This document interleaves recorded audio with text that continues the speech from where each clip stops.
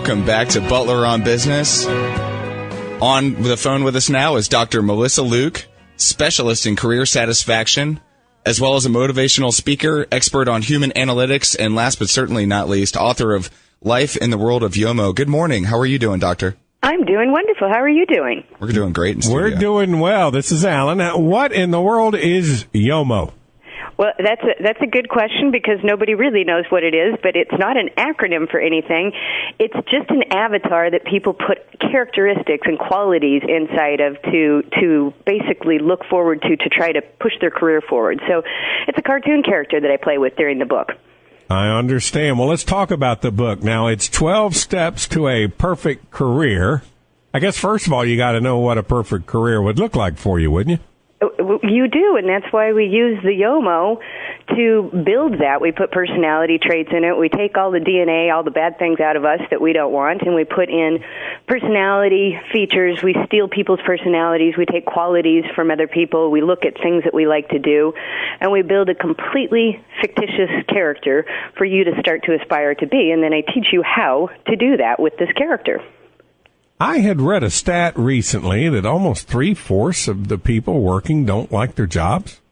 They don't. It's actually the worst that it's been in 2 decades, and it's a little disturbing, and that's really why this book is coming out right now, to help people change their lives. There's no reason to walk around. Most of your life is your career, so there's no reason to walk around and be miserable in your career. Okay, let's say I am a 22-year-old and I'm getting ready to graduate from college. And fortunately, I have no debt. What are my 12 steps to identifying my perfect career?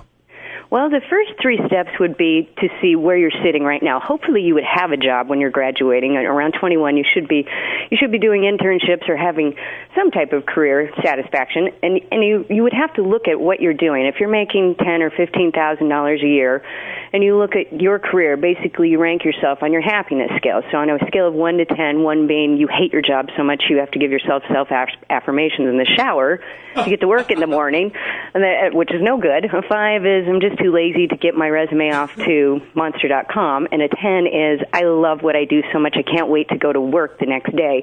You rank yourself on that scale, so if you're above an 8, which means maybe an 8 is at 80% if we go into a 100% scale, you probably should run that career track. But if you're not happy, you equate to what you're making, and that's where you're ranking your happiness in your career. So once you find out what that scale is and how much money you're willing to give up for your happiness, then you decide, do I transition into a different career? Do I start looking at different things?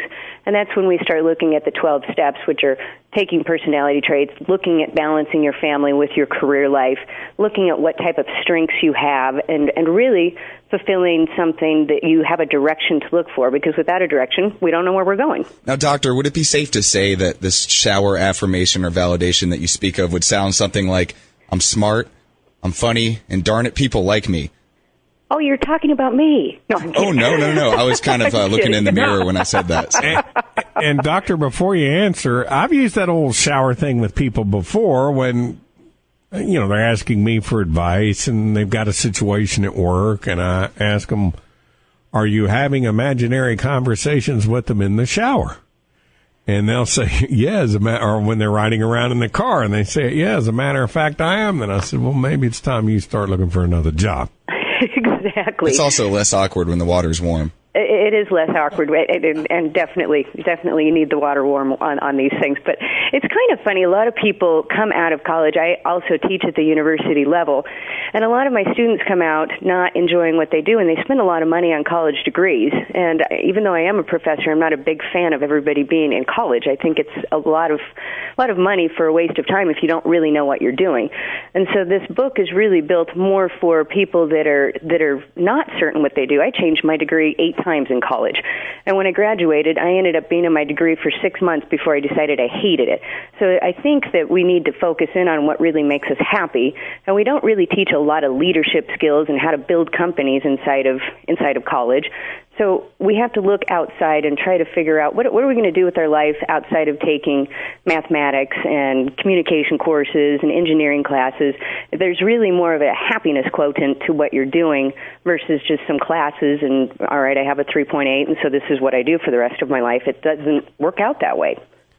Are we calling then a perfect career one that makes you happy and pays your bills? Or how are we defining a perfect career in 12 steps to a perfect career?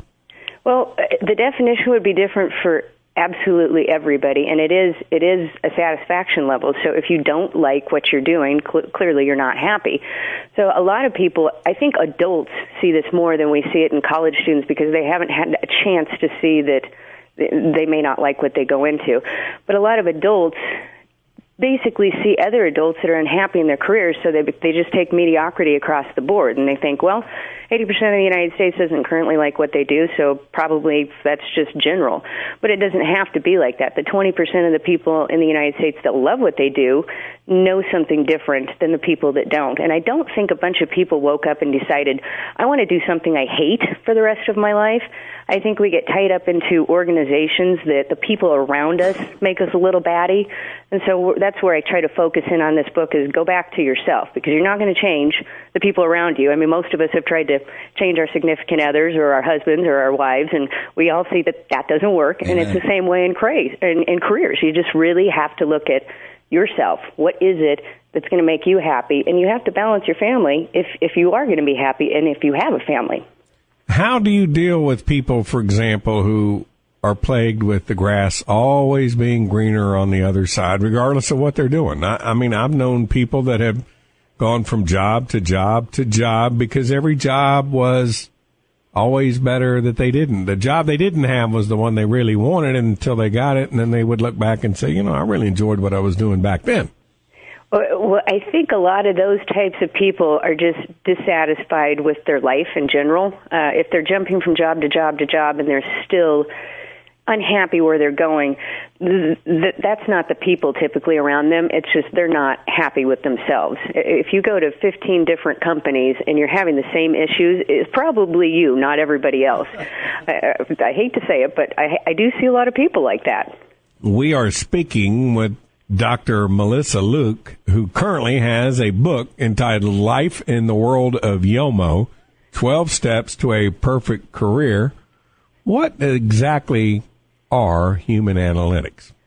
Well, it's a lot more complicated sounding than it actually is. Most companies or small businesses really look at their profitability from their financial statements. So basically whatever we submit to the IRS or hide from the IRS, depending on what kind of company you are, whatever those financial statements say tells us, are we successful or not? Have we made a lot of money this year? Well, human analytics is judging the success of your organization by the people inside of it. So how satisfied are the people inside of it, and how is that number directly correlating to our financial statements?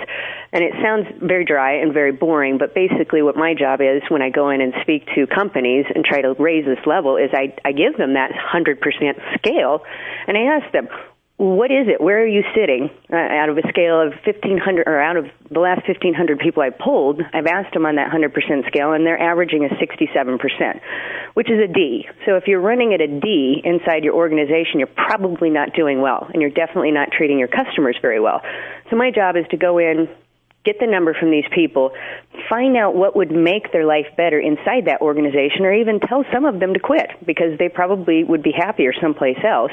Find out what it is that's going to make them happier, implement those major steps, go back and look at the number and see if we've increased that number, then go back and look at the financial statements and see if we've made more money, which 9 out of 10 times we will. Dr. Melissa Luke, and the name of the book is Life in the World of Yomo. How do they get in touch with you and buy your book? Well, they can jump on Amazon or Barnes & Noble, or they can actually get it on my website as well, which is drmelissaluke.com, and jump on Facebook and friend me. I like friends, so Dr. Melissa Luke on Facebook. We'll have to do that right now. Melissa, it's been a pleasure. I'd love to have you back on. I think you've got a valuable story to tell. Well, thank you so much, Ellen, and you have a wonderful, wonderful weekend, and have a Merry Christmas since I won't talk to you by then. You too. Well, all righty. All right. When we come back for our second hour, we're going to be joined by my buddy, Charles Goyette, who I unfortunately woke up this morning. He's out on mountain time. Dr. Luke, it's been a pleasure, girl. Pleasure, too. Thank you so much. Thank you.